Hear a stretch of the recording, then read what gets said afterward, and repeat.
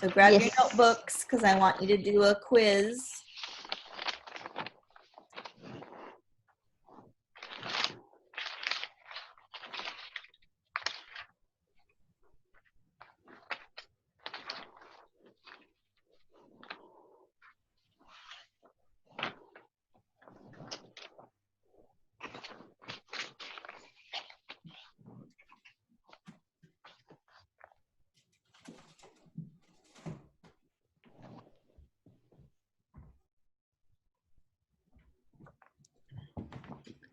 All right, so turn to a fresh piece of paper, and so you can't see any of your notes.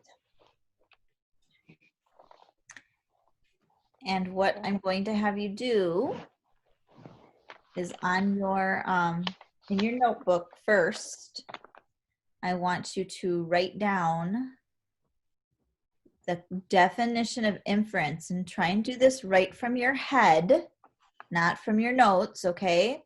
And then I want you to private comment me and leave that definition of inference right on our private comment, okay? Okay. Hi, Ray. So you're private commenting me, leaving the definition of inference. That's where we're going to begin today. Okay?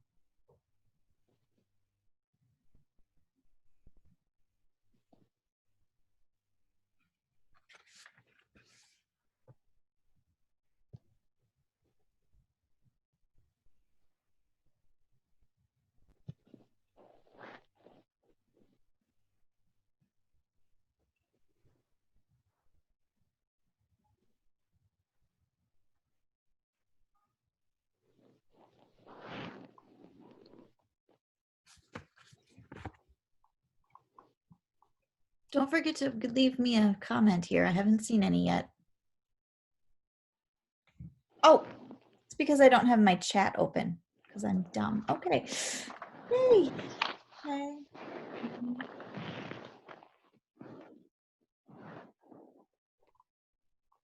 Okay. So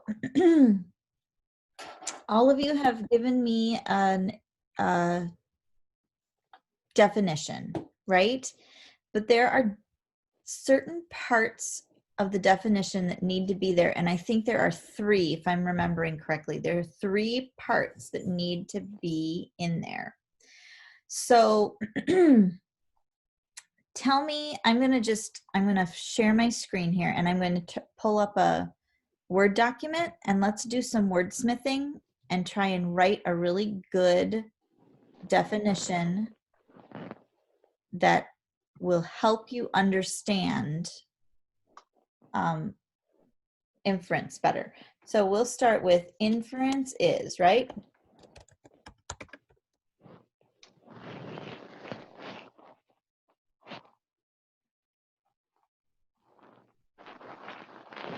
Or maybe just inference. What are you doing when you're making an inference?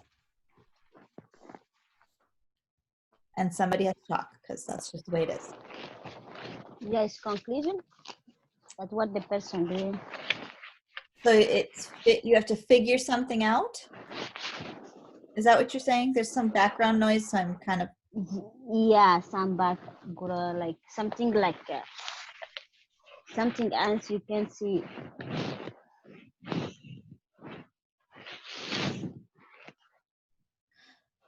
Say that again. It's, I'm sorry. That's okay. I just can't hear you. Something that I feel like is something like is observation, like to reach logical conclusion. So you're saying a logical conclusion. Yes. And that is from the textbook, right? What else do we use as part of our definition?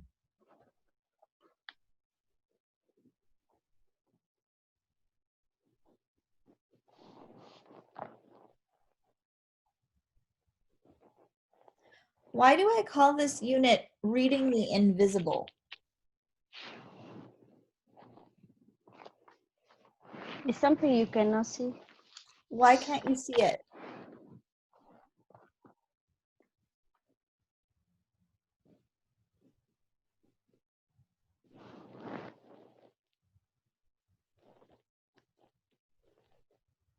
Why can't you see it? Upad, do you have that? Upad? Do you know why we can't see it? Because No? you imagine. Are you imagining it? Or you guess, sorry, you guess. You're saying it's a guess? Yeah. Okay. But why can't we see it? I'm going to write invisible, but why? Why is it invisible? Why can't we see an inference? You are muted, Ugbad. So if you are talking, I can't hear you. There we go. I said like, you just hear it, but you can see it. You can hear it? An inference, you can hear it?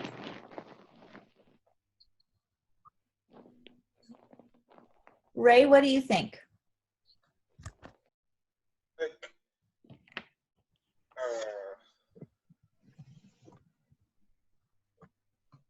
I think the audio that you can't see.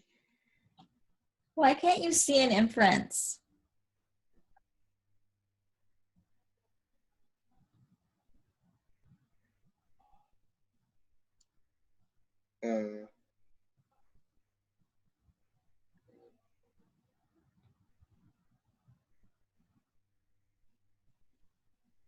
I don't know.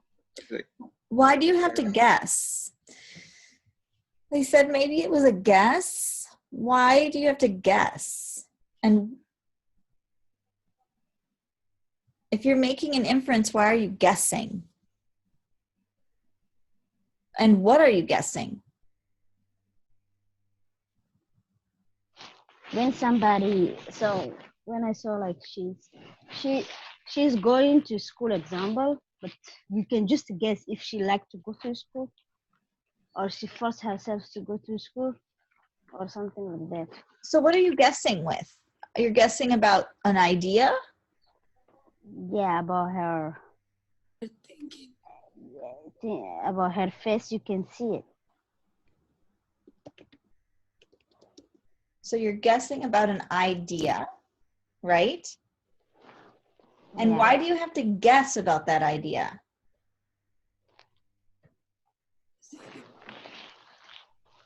Remember that we're talking about text, right? We're talking about something that's in text. So it's not like you can see anybody's facial expressions or anything like that. So why do you have to guess at an idea for an inference? Because you can see the one who have a good art.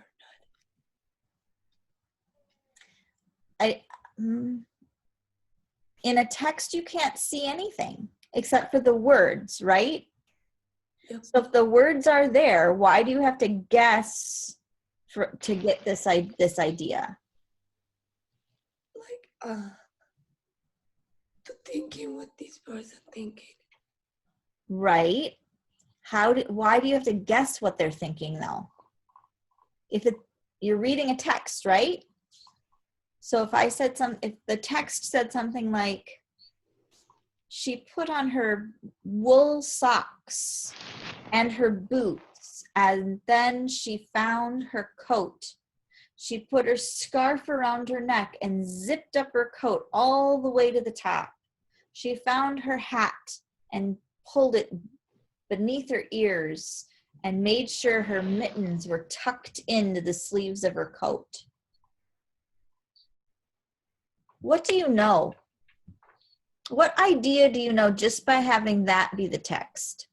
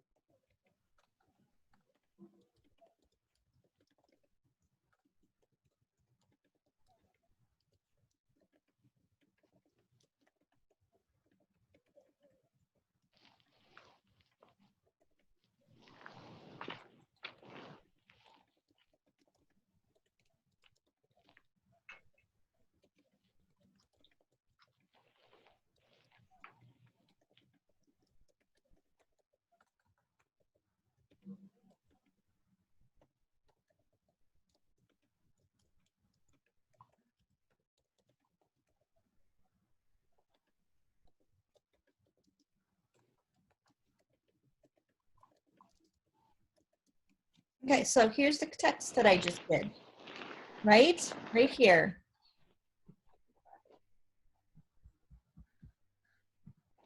When she said like she put in her, okay. She put on her wool socks and her boots. She found her coat and her scarf. She tied her scarf around her neck and zipped her coat all the way up to the top. She made her hat. She put on her hat and pulled it down over her ears. She made sure her mittens were tucked into her coat at the wrists. What do you know? Okay. And I can understand like she's very cold. She feel cold. So you're saying that it's cold, right? Yeah. It's cold. What else do you know? What else do you think about this? She has a fever maybe. Is she going to stay inside? Okay. She put on her boots. Do you usually wear your boots inside? Boots, yeah, no, yeah. Do you usually wear your coat and your scarf and your hat and your mittens inside? No. So what idea is in your head now?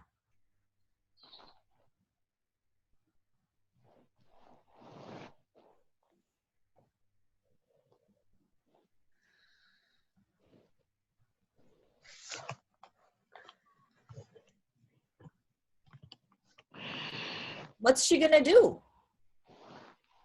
I, Go ahead, Ray. I think she might be, go outside. Yeah, she's leaving, right? And yeah, yeah,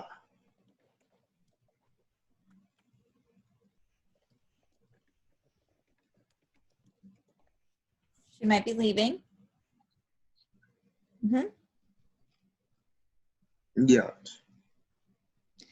Or what? She might be going to build a snowman. Right? Yeah.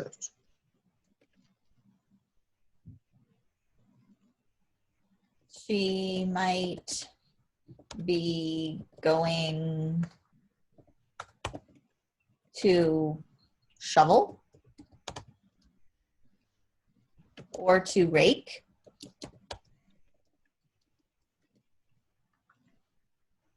Right? So here's what I would like to ask you. All of these things here, hold on.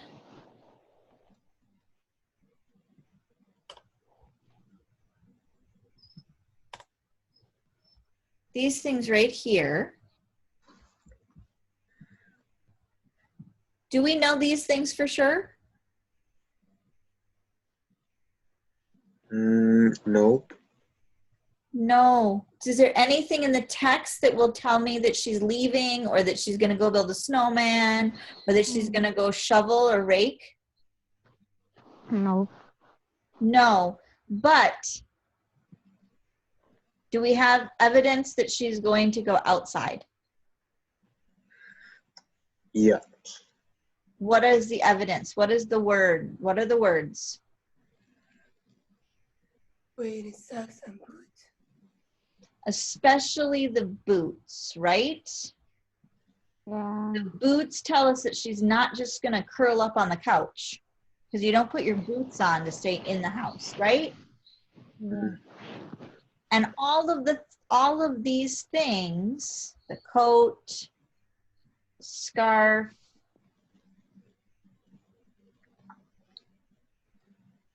hat,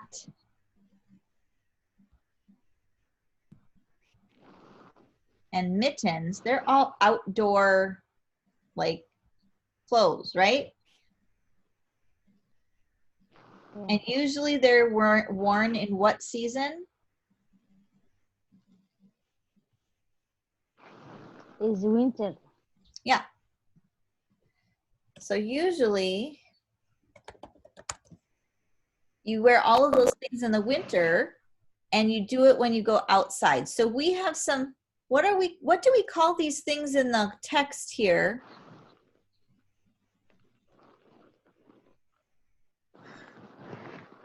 What is the term that we should use for these words in the text that helped us do this guess? It is a bag brown, I think. What's it called?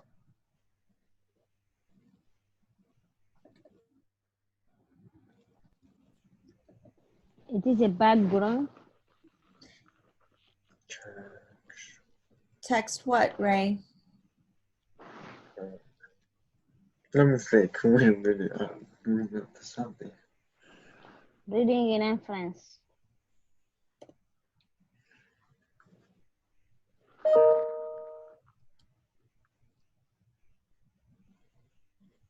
Evidence.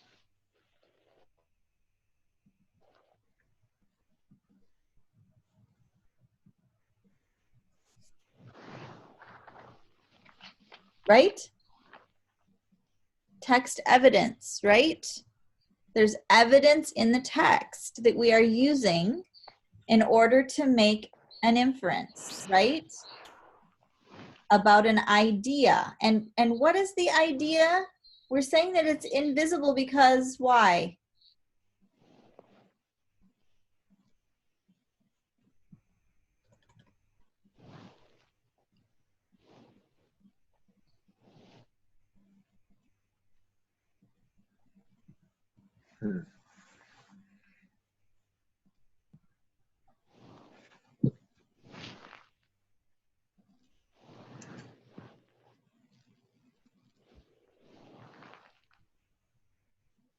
Does it say it's winter in the text? No. God. Does it say it's cold outside in the text? No, we're not seeing it. No. No. So we say that that's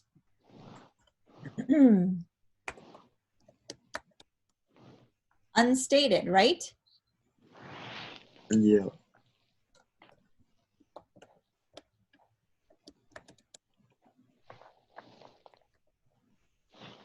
Okay. So we need text evidence for sure in order to figure out this idea, right? And I'm going to make that bigger too because that's right. And it is a logical conclusion, which is also right. So we have text evidence. It's not, the idea is not stated. So I'm going to put that down here.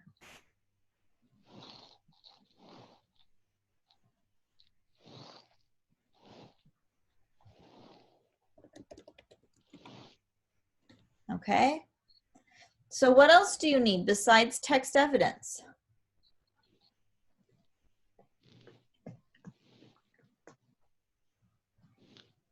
How did you know that this was winter and it was cold out?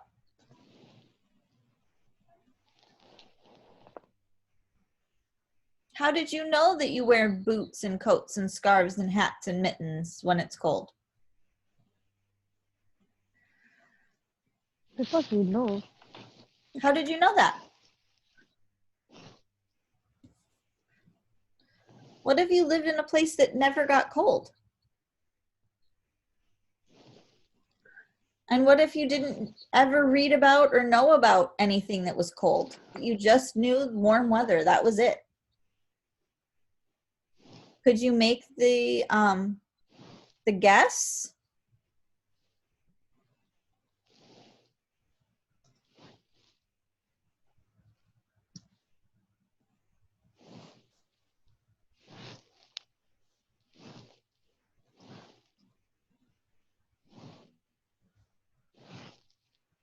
Could you?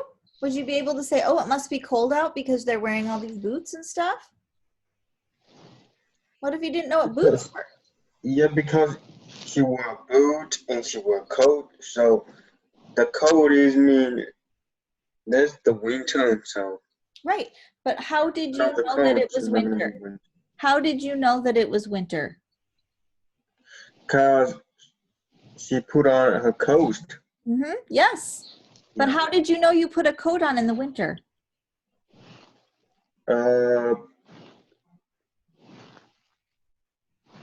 Do you do that? In the winter, so yeah, I did. Yeah, So you do that, yeah, right? So what do we call that?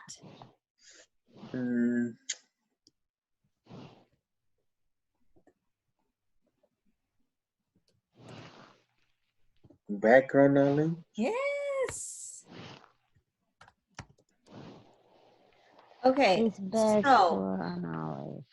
so here are the ingredients for our definition, right? So let's try and write it. Inference. Using what? Using your observation. Let's use these words. Okay. Using your logical conclusion. Are you using your logical conclusion? By background analogy. Using your background knowledge. Yeah. And what else?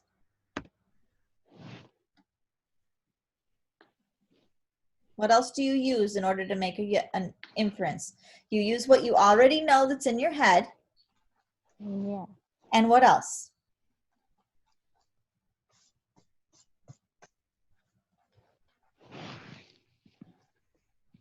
So our background knowledge for this was we live in Minnesota.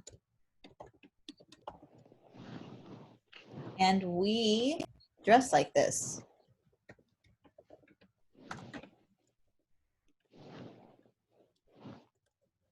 right? So that's our background knowledge. What else did we use in this paragraph in order to figure out that it was cold in winter?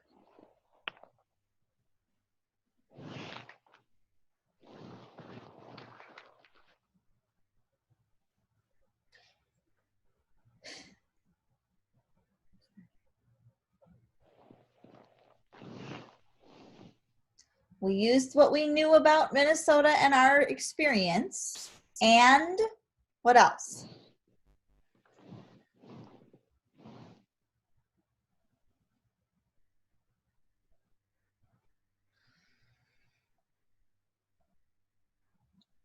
And guessing audio that understand. Say that one more time, Ray. What else did we use? How else did we figure out it was cold out in this paragraph? Other and guessing audio. Yeah, you were guessing by why. Why? How did you guess that it was cold out? I think guessing the test evidence. Right? Yes, yes, exactly. So we used what we know about winter and how what we do when we get cold and the text evidence, which are these words down here: boots, coat, scarf, hat, mittens, right? We use that evidence in the text in order to make the inference that it was cold in winter. And we also used our experience, our background knowledge, because we live in Minnesota, right?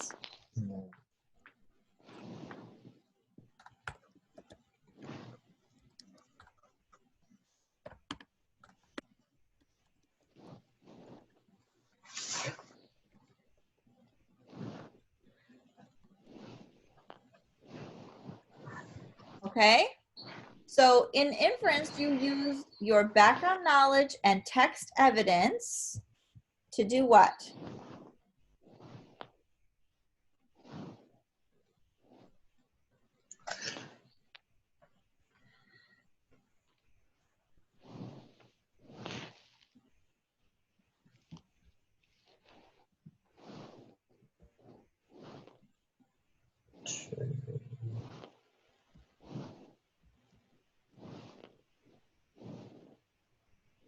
To infer, to take out a conclusion. To figure out, right? A conclusion. Right. So we're going to use the words figure out because that's easier, right? Figure out. And what is a conclusion? What's an easier word than a conclusion?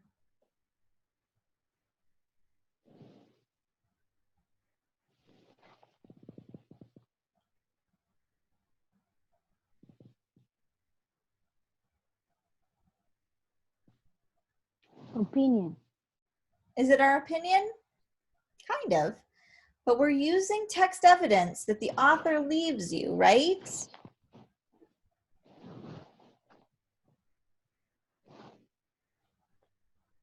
So what's another word for conclusion? It's easier.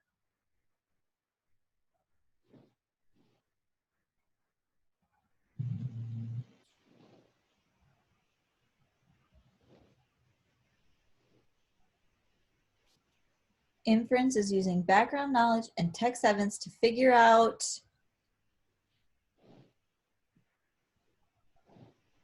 The idea, maybe. yes. An idea. What about the idea though? Why do we have to figure it out?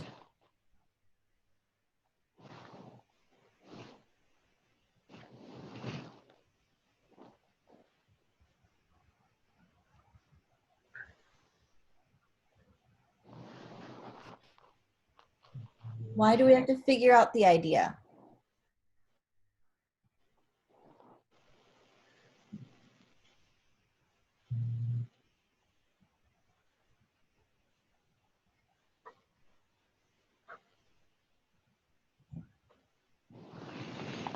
Does it say winter? Does it say cold? No. No. So why do we have to figure out, why did we have to figure out that it was winter and it was cold?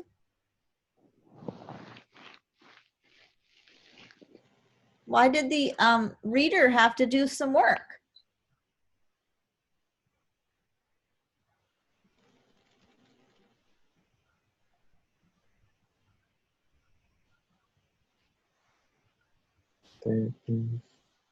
Why, Ray? You know.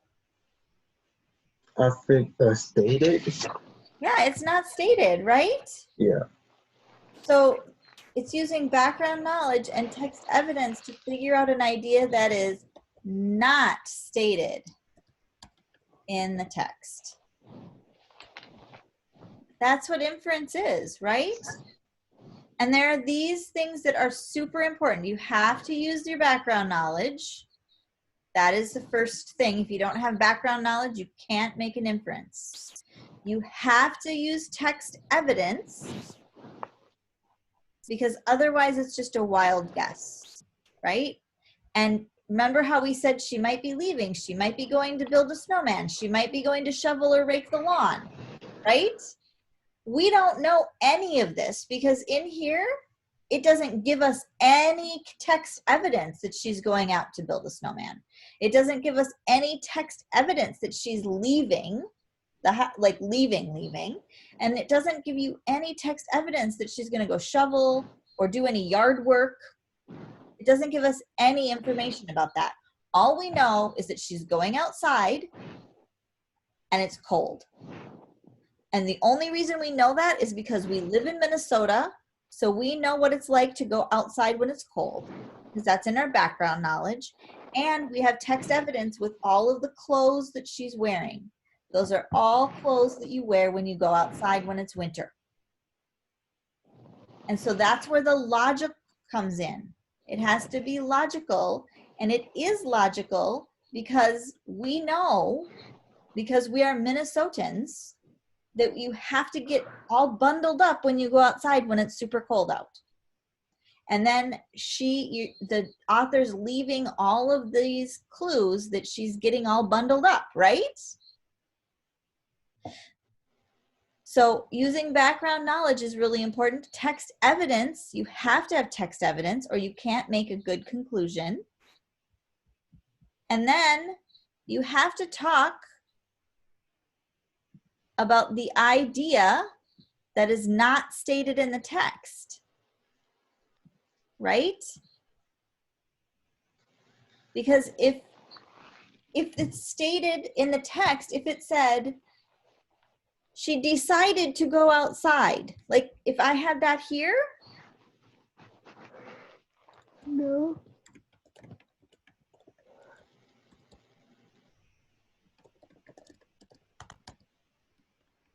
She decided to go outside in the cold.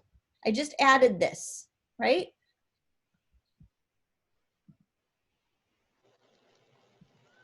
She decided to go outside in the cold. Now, do we have to make an inference at all? No. No, because it's already stated. The Because author I gave have you that it. information. So then it's not an inference. So that's why when the author leaves ideas out like that, you have to make an inference about what is happening. Right? Tell me where your brain is right now. Are you understanding this? Yeah. So what I'd like you to do is I'd like you to go to the little, I don't know, the little toolbar or whatever. And, shoot. Nope. I wish I knew how to do this. Uh-oh, I can't get rid of this now. Oh dear. I'm gonna stop sharing because I don't know what I did. I don't know how to get rid of this now. There, okay. Okay, isn't there a way you can like oh, here, do a reaction for me.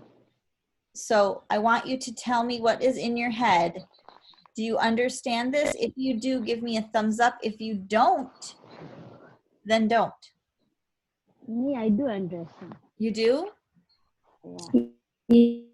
Yes.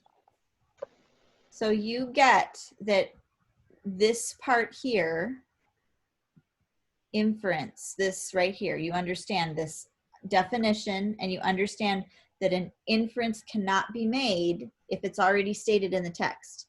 It's only ideas that are not stated that you can make an inference.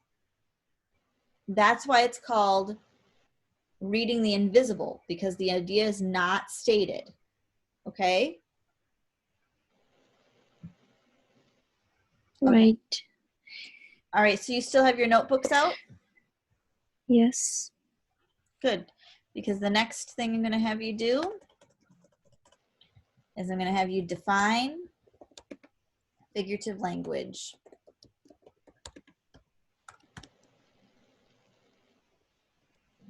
And leave me a private comment so I can see it. Figurative language.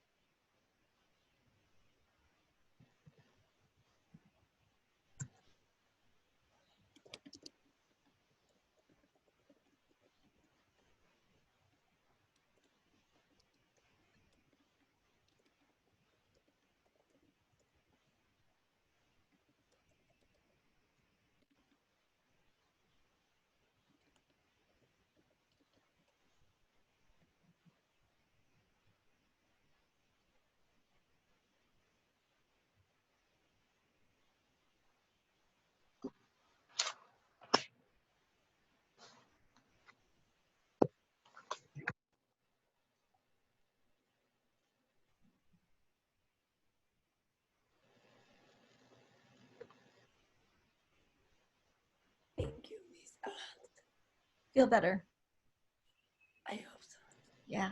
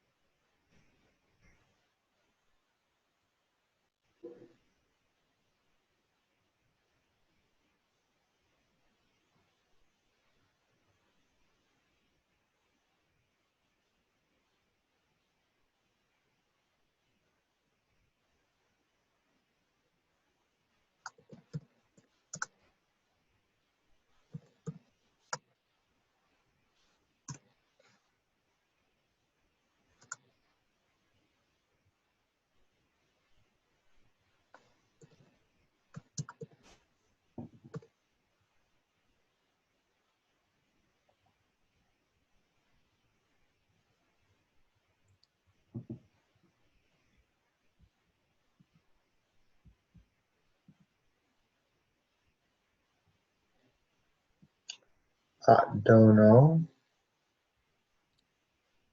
You don't know? Mm-mm. I think maybe skip the test because I don't know what that means. So. You don't know what it means. Mm-mm. All right, well, let's figure it out.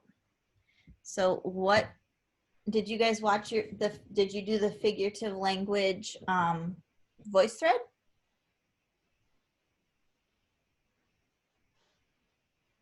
I think no. No?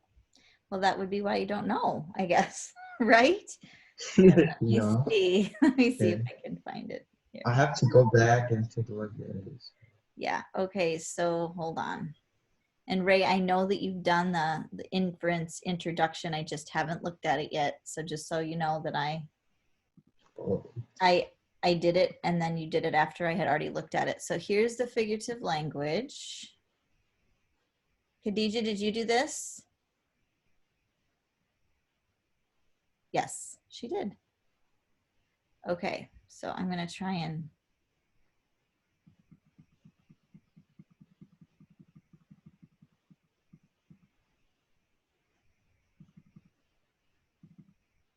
so here's figurative language, Ray. And so I would definitely look at this because this is going to take you right through the whole definition, gives you examples, and it helps you practice.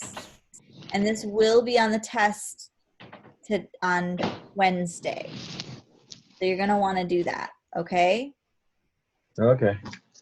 And Khadija, what is figurative language? What did you say to me? Hold on. Meaning of the word, The meaning of what words? of the like any phrase in any sentence. It's like metaphor. Ah, metaphors are, yes. Yep. So Yeah, figurative metaphor and language, personification. right, is language. I'm gonna R is, I don't know. Hold on, I don't know what article is. Okay, I'm just not even gonna put an article. Words or phrases that mean the opposite. My goodness. Of what they say. Or mean, nope, sorry. That's just one.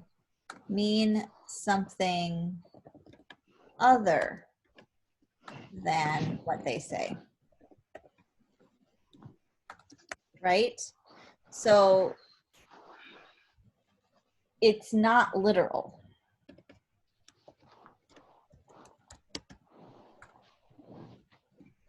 And literal is basically meaning exactly what you say. But figurative language, you say something, it means something completely different than what the words Yeah. usually mean, right? Okay. Yeah. All right, we're gonna Mhm. leave our definitions for now, okay? And we're gonna leave this, and I'm gonna stop sharing. Hello, okay. And I have a cartoon for you, and I'm gonna have you guys take a look at it. And if you would, both of you, it would be really nice, since there's just 3 of us here, it would be nice if you turned your cameras on and you turned your microphones on, and that we can talk this through together. But here is the cartoon I want you to look at. And what we're going to try and figure out is, what is the author's argument? So what does this author want us to know? What is the author's idea that he or she is trying to get across to us as readers? And we're reading an image here, right? That has no words at all. So we know that it's not stated because there are no words. So we have to use our background knowledge and this picture of what the author is showing us to figure out what the argument is. And so what is the topic? Let's look at this like we would look at it for a thesis statement. what is the topic of this cartoon? Is the hair, cutting hair. Is that their hair? Yeah. I don't think it's their hair. Their hair is on their heads, right? Are So- they bubble? What are these things? This is a cartoon, remember, right? So what's usually in these things up here in a cartoon? Hmm. I mean, you could look in your textbook. They have cartoons all over the place in your textbook, right? What's usually inside these little bubbles?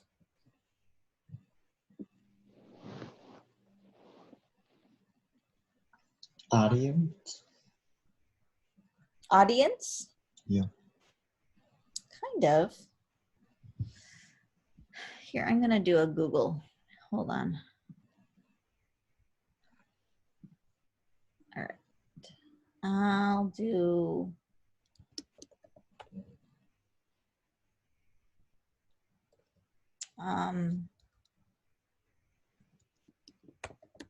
I like peanuts, so let's do peanuts.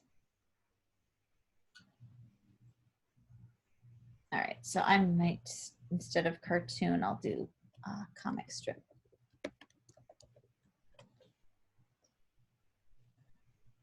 Okay, so let's look.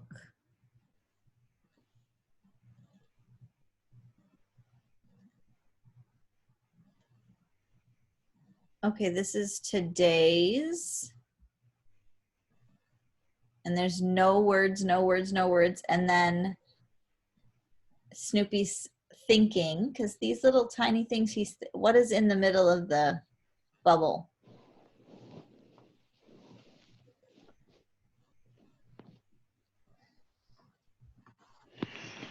It's a word, right? I don't really. Yeah. Right? There's words in there. Here, let's try. Here we go. So here is a bubble. I always enjoy reading the little notes my mother puts in my lunch.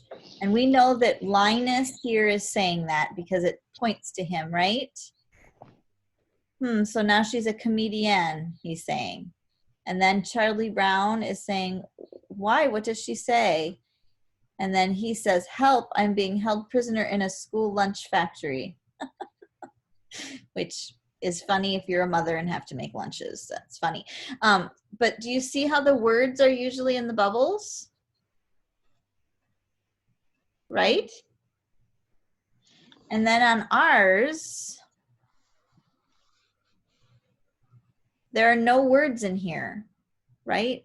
So this must be just their thinking. Okay. And you can I see can just that, think like she's studying. say that again. Say that again. I think you got it. I just didn't hear you. She study. She's studying? She's like, yeah, studying the children. The Yes. people in the classroom. Right. And what's going on with their bubbles? What she has in her hand? So I'm going to go back to the peanuts thing, and I'm going to direct your attention to this little part right here. Do you see where I'm pointing with my cursor? Yeah. Do you see how it's just a straight, like, Yeah.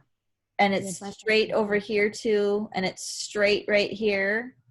And then if we go back to the Snoopy one, you can see that there are little bubbles, right? Because dogs Yeah. can't talk, can they? Oh, Dogs yes. can't talk. So Snoopy's just thinking mush. And that's funny because usually it's the dogs that pull the people when they're on a sled, right? But now Snoopy's on the sled and he's saying to Linus, mush, go. So, but because Snoopy can't talk, he has these little bubbles. And I wonder if we have another example. Nope.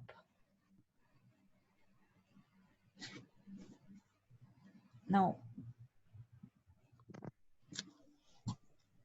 So, okay, so here's Snoopy again. He's just thinking, right? Whereas everybody else is talking. Does that make sense? So when we go back to our cartoon here, these are just thoughts. And what do we know about the teacher's thought?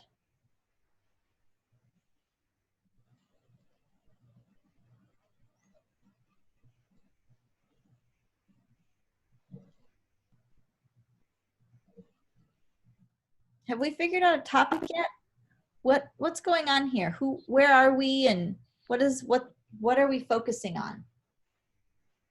What's our topic? Where are these people?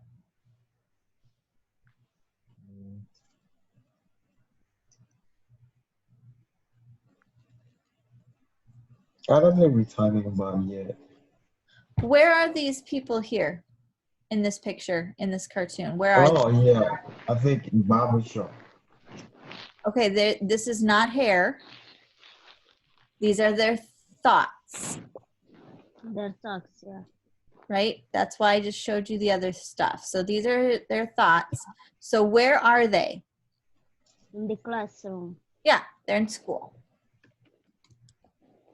So we have, the topic is school, and who is this person up here? Teacher. Yes, so that might be our topic too. Right? Yeah. Okay, so what is this author wanting us to think based on the topic? What's the most important thing this author wants us to know about teachers in schools?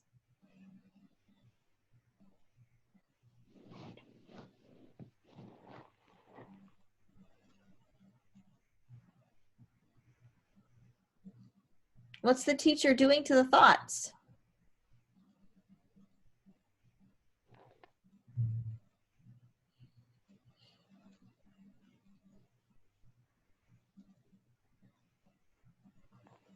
I don't really understand.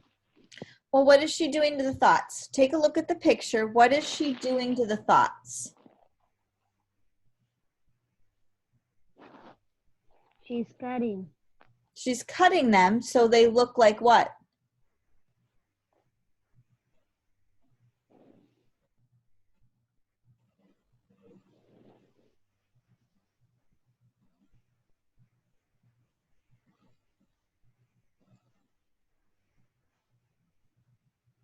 Maybe she stopped him to Yep, talk.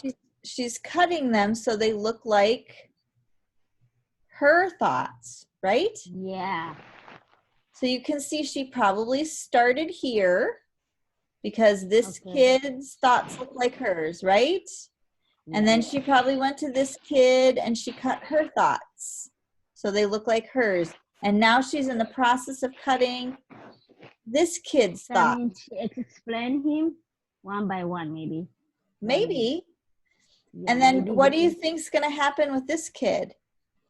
like this thing? Like She's what gonna you she's gonna make sure that she Got it. thinks exactly like her, right? Mhm. So do you think this is a positive or negative idea about teachers in schools? It is a positive. Why do you think it's positive? I think she teach. She'll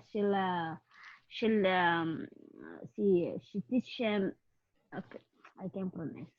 I understand what you're saying. You're saying Yeah, that she she's teach making them, sure like, they're learning one by everything. one. Yep. Yeah, she's learning them one by one. I mean, like she explains. That is one way to interpret this. Yeah. That is one way to interpret it. Another way to interpret it is a political statement that is negatively portraying teachers and schools. How could this be negative?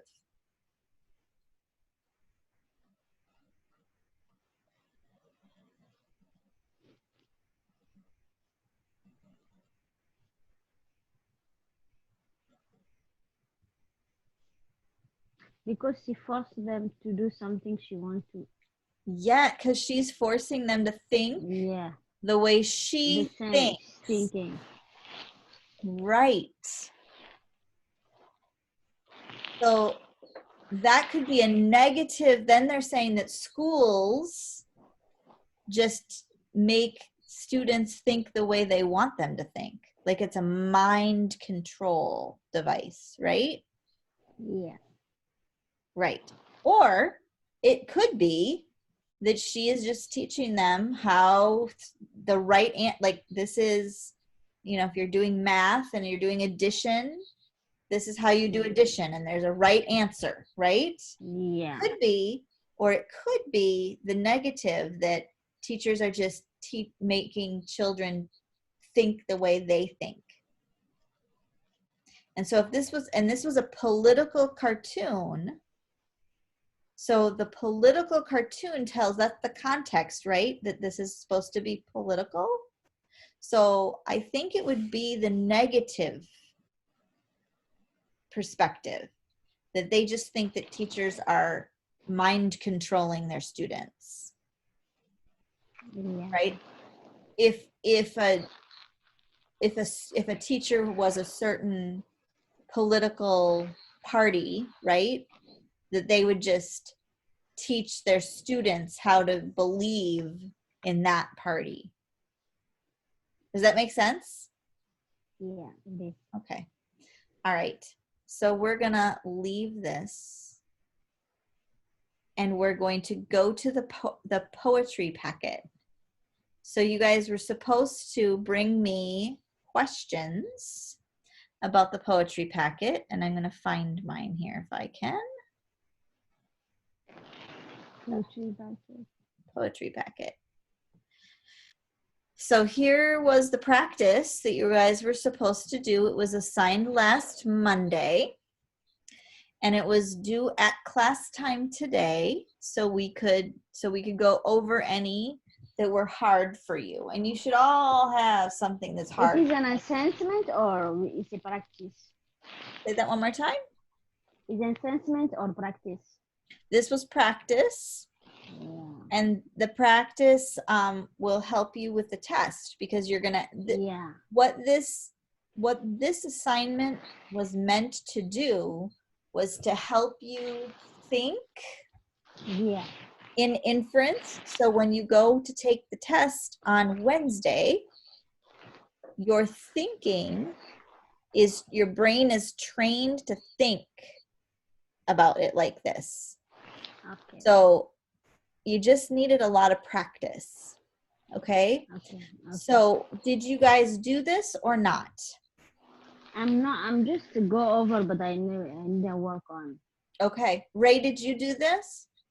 No. No. All right. So I'm not going to do this with you. That's kind of a waste of my time, right? Because you didn't do it. But I would really encourage you to do it. There's just like, there's poems that you need to read. Teacher, can I, and then yeah. if you'd like to do one together, we can do this one together. And then you'll get a flavor of what you have to do.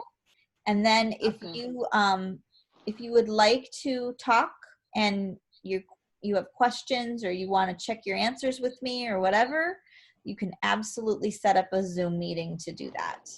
Okay? Okay. So let's just read this poem. It's called To the Virgins to Make Much of Time. Okay? I'll read it to you.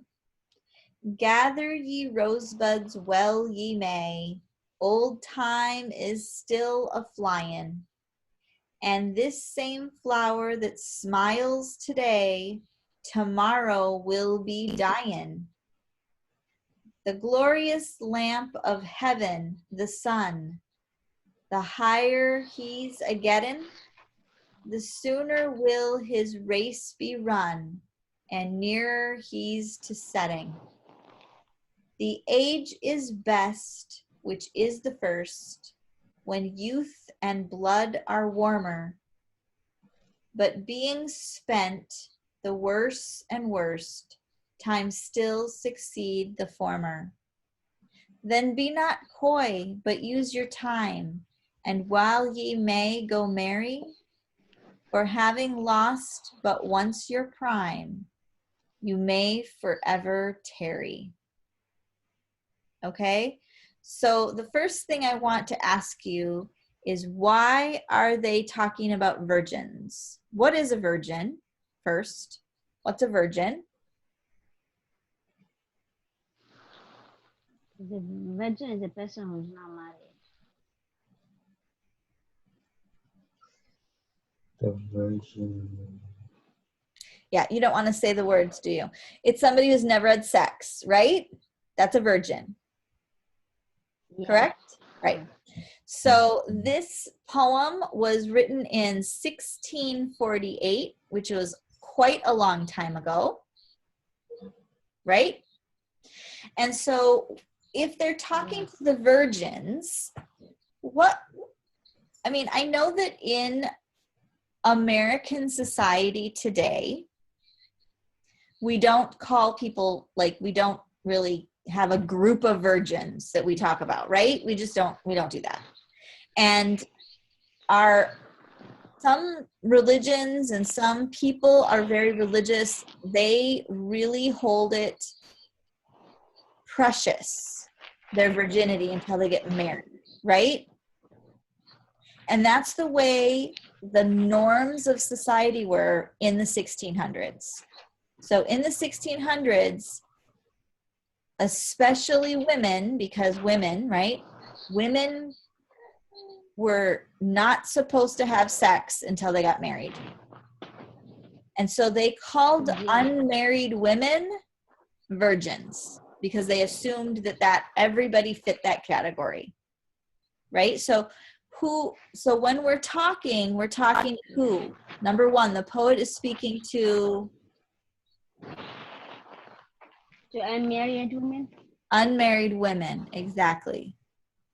And you kind of have to have the background knowledge to know that when it was 16 whatever, that women were not supposed to be having sex before marriage, right? Yeah. All right, it says the first verse, the rosebuds represent what? It says, gather ye rosebuds while ye may. So the author's telling you to gather the rosebuds. So what is that representing? Sadness, temporariness, or loving?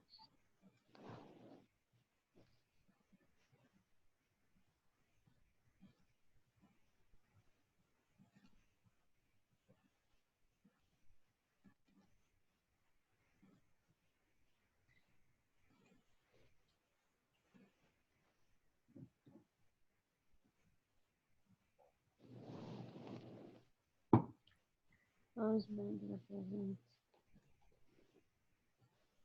That's not sad. Translated life can be. How loving life can be. Yes, that's exactly correct. So how loving life can be, right? Rosebuds mean love. Yeah. In the second stanza, the sun measures. Okay, so let's look at it. Here's the second measure. The glorious lamp of heaven, the sun, the higher he's a-getting, the sooner will his race be run, and nearer he's to setting. So what does that represent? What is the sun measuring?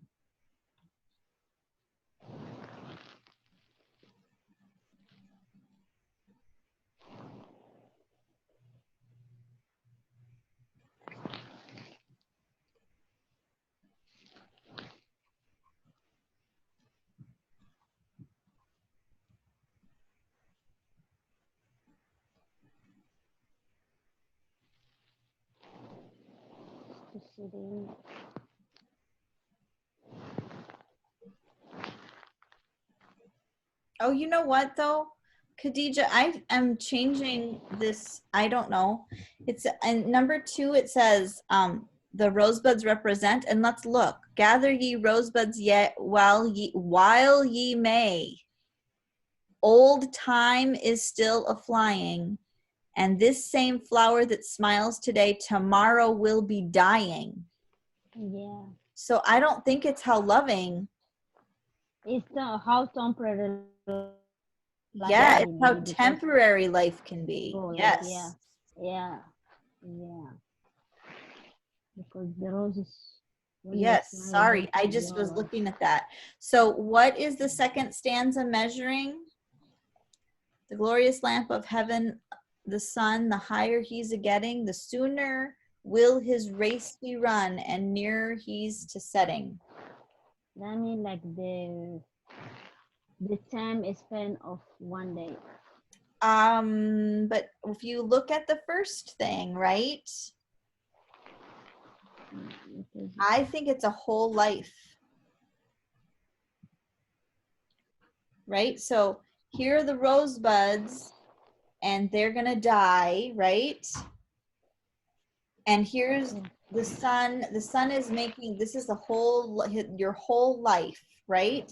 Because the next stanza says, the age is best, which is the first. When youth and blood are warmer, but being spent the worse and worst, time still succeeds the former. So the third stanza the poet implies that what age is best?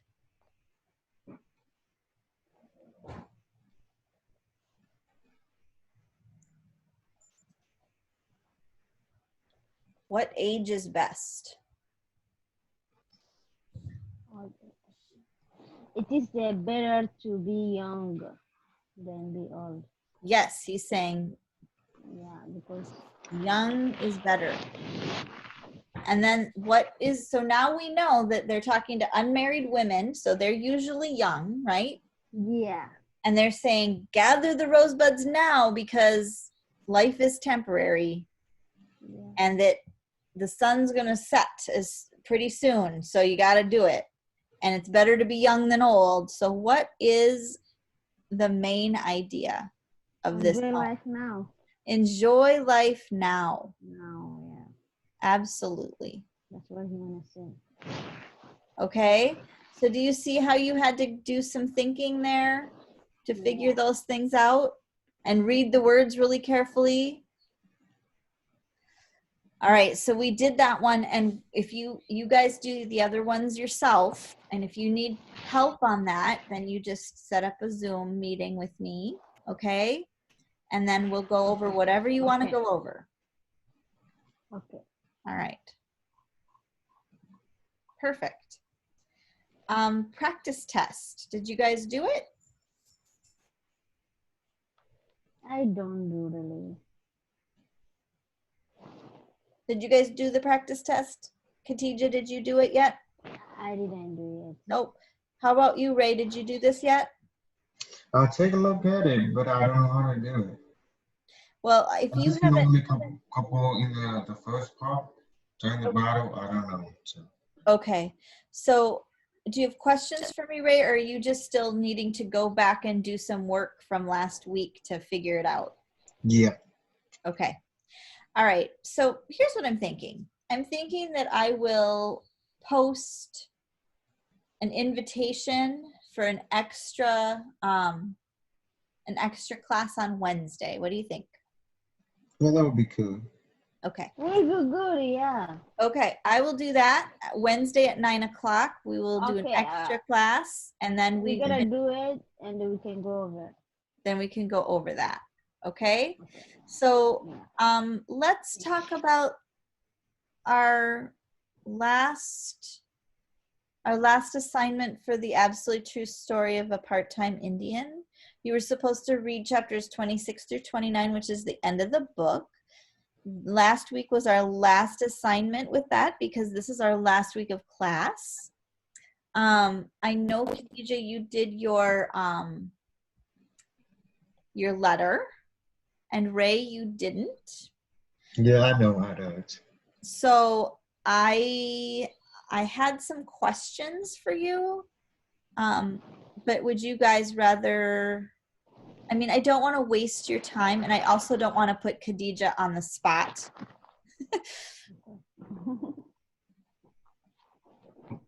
So what my question was what were the big ideas in this book? What were the themes that you pulled out? The thing I pull out is like he's always the little boy compare the white to Indian. Okay, so culture and race. Yep, race and culture were for Alright. sure. Because he lost like so many of his family like in a short time. He's always talking about that. And Right. also, yeah, and also the good. He's giving the idea about like enjoy. He's talking about like when in the last time his families they come together and enjoy. So family would be another theme. Yeah. What else? What else did this book talk about? I think this was talking about the idiom, reservation. Yeah. That all everything is an idiom. So it's about American Indians. Yeah. Yep. It's always like when he talk about his family, he's really sad. He's when he define about his sister, he was like that, and he say he's always talking about his sister, So that's still family, right? his family. Yeah, Yeah. What else though? What about Rowdy? he gets sad for her culture, for her tribe, because he's always talk like his tribe is like most of his tribe died from like alcohol, Oh, alcohol. accident. Yeah, Alcohol is definitely a theme. Yep. yeah. And who was Rowdy again? Rowdy is his friend. Ah, friendship. Don't you think it's about friendship? It's about he and Rowdy's friendship, and then it's about he and oh, I'm gonna forget his name. Rogers and Penelope's friendship, and Gordy and Junior's friendship, right? There's a whole bunch of friendships that we get to know and understand with this. I mean, in the very last part of the book, his sister dies, right? Yeah. And he is, I'm going to try and find my notes here. Hold on. I don't remember what chapter it's in. Here, it's on page 1. It's on page 212. It says, well, this is where he gets in a big fight. On page 211, he gets in a big fight with Rowdy because his sister dies, right? And Rowdy says, "It's all your fault. Your sister's dead because you left us. You killed her," right? And then he's like, "I did. I killed her because I left." Even though that doesn't mean doesn't make any sense to me, but whatever. And then the next part, it says, "The next morning I went to school. I didn't know what else to do. I didn't want to sit home all day and talk to a million cousins. And the whole time everyone would just be getting drunk and stupid and mean." So then it skips ahead and he's at school. And this is on page 212.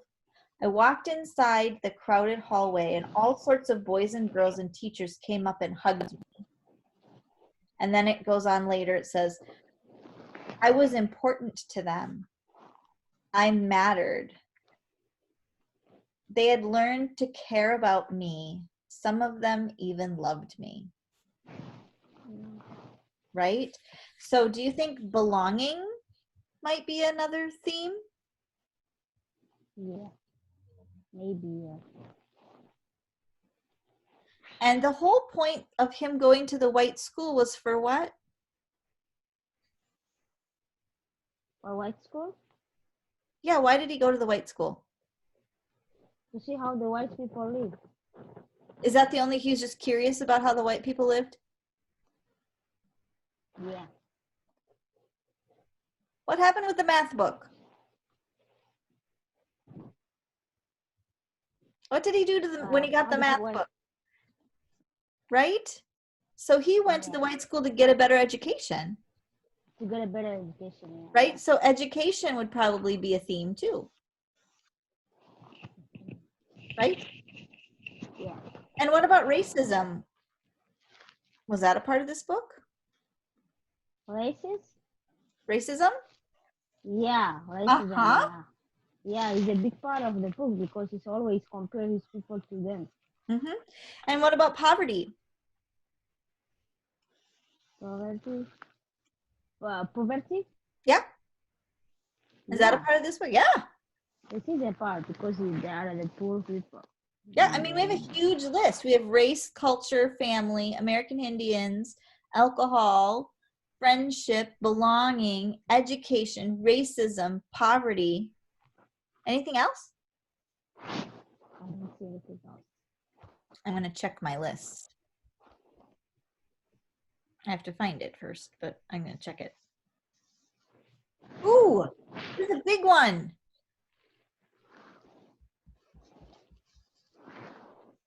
Identity. This is all about Junior's identity, right? Identity.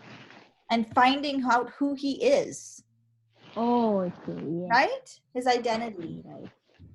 Absolutely. That was a bigger list than I've had, Khadija. I only had like 5 things, and you got a lot more than that. Wow. Because like when you read the book, you always like to continue. It was a good book. Did you like That's it? what I say. I like it. Did you? So I have The way he's thinking, I like it. you liked it?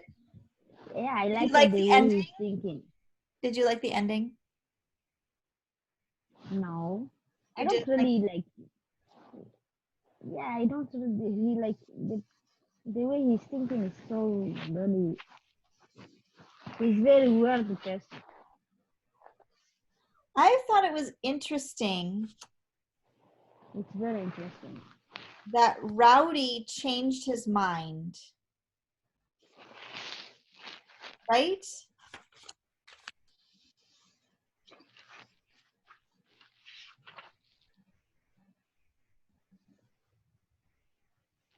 I'm trying to find it. Was it in chapter 29? Yeah, on page 229. On page 229, Rowdy says, oh, I'm going to look in the book. I just have my notes out and it's sort of confusing. So I'm going to go to page 228 and 229 here. Here we go. At the very top, it says, you could come to Reardon with me. This is Junior wanting Rowdy to come to the white school with him, right? You already asked me that once. That's what Rowdy says. Yeah, but I asked you a long time ago before everything happened, before we knew stuff. So I'm asking you again, come to Reardon with me. Rowdy breathed deeply. For a second, I thought he was going to cry. Really, I expected him to cry, but he didn't. You know, I was reading this book, he said. Wow, you were reading a book? I said, mock surprised. Eat me, he said. We laughed. So anyway, he said, I was reading this book about old-time Indians, about how we used to be nomadic. What does nomadic mean? Nomadic.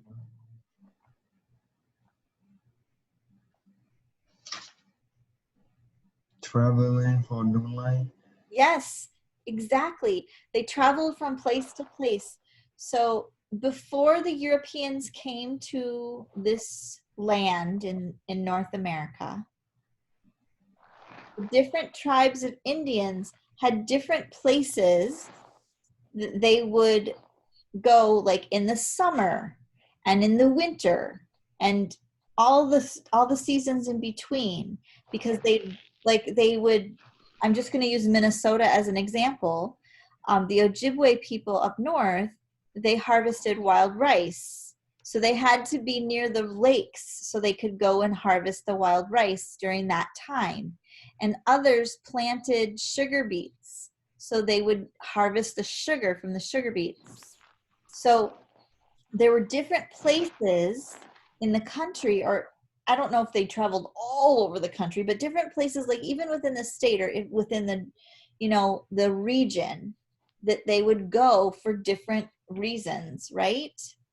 And so they were nomadic. They traveled. They'd pack up all their stuff and they'd go to the lake and do the wild rice. And then they'd pack up their stuff and they'd go somewhere else and do something else, right?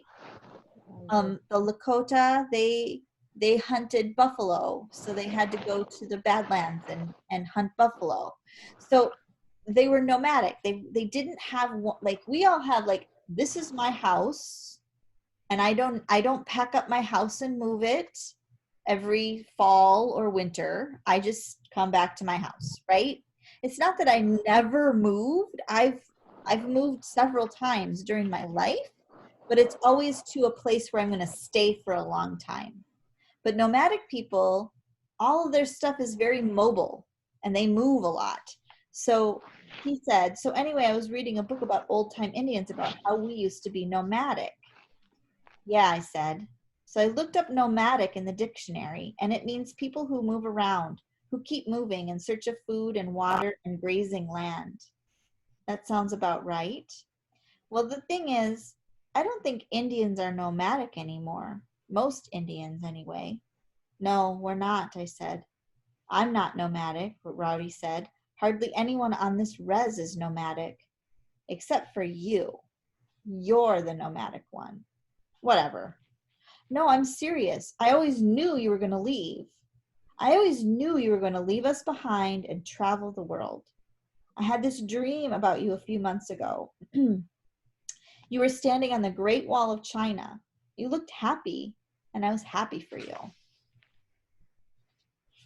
So I thought that was super interesting about how Rowdy made it okay that Junior was leaving because he read about how Indians used to be nomadic.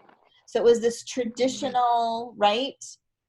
Rowdy puts Junior into this traditional native role that he can accept.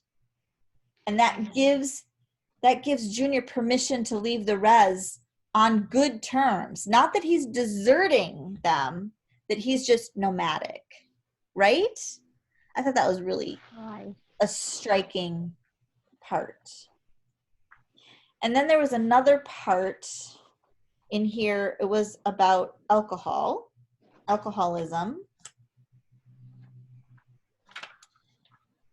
And I'm going to try and find it. It was after his sister died.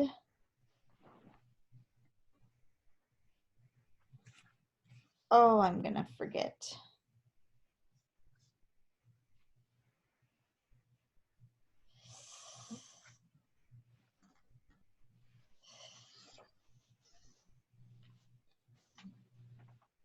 Well, I don't remember. Shoot. I never can find what I want, you guys. This upsets me.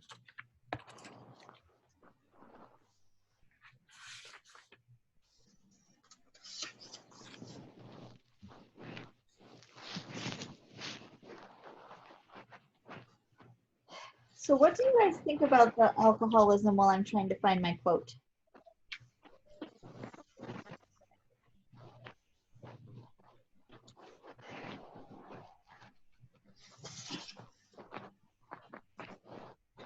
Think about alcohol?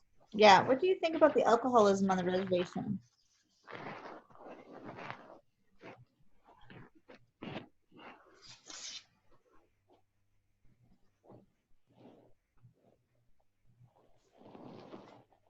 Oh, here it is. I found it. It's on page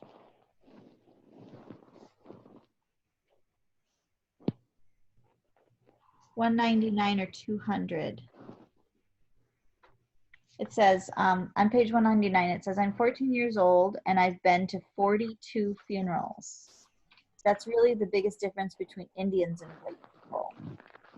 And then on page 200, it says, do you know what the worst part is? About 90% of the deaths have been because of alcohol. All Indian families are unhappy for the same exact reason. The fricking booze. So my thoughts about this part was alcohol is a major problem on the reservation, right? Yeah. But is it really the alcohol? Or is it poverty? would alcohol be as big of a problem if Indians on the res had a better standard of living, if they were not in such dire poverty? So that was my question. I don't know. I don't know the answer to that.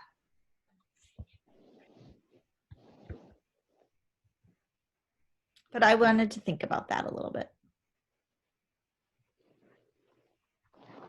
All right. Well, Khadija, you need to leave because it's 10:30 and your husband is probably like, let's go. Yeah, he's already stuff in the van. So maybe we should just end class here, and I'll post that we'll do an extra class at 9 o'clock on Wednesday for anybody that wants help with the practice test. Okay.